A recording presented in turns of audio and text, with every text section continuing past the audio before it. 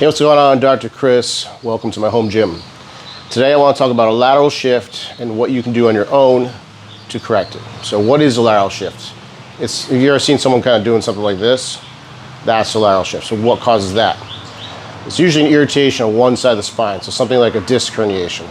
So say I had a sensitivity over here, there's a tendency to want to offload that, and because you're human, you still want to be able to look straight, you kind of correct here. So you kind of create two curves of the spine.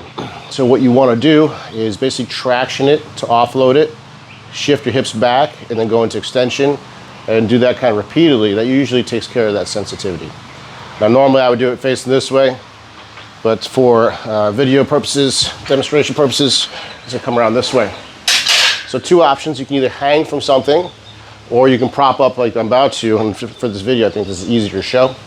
So what you want to do, put the barbell kind of low. It's a bit like doing a dip. You're gonna lock out your elbows and just offload by bending your knees and just kind of hang there. And then ideally you can do this in front of a mirror, and that way you can kind of shift your hips over and you spend a few minutes doing that. Now after you feel pretty good, a couple minutes, you want to go into extension. Make sure you don't go into flexion. That can kind of irritate it further. So one thing you can do is put your hands here. That's going to naturally create a little more extension, and just walk around like that with your hands here. Spend a few minutes walking around, and then you want to repeat this process. You want to keep doing it until you've made the change you want, or until it stops making a change. It's usually going to be about 4 to 6 reps. So give that a shot and see how you feel.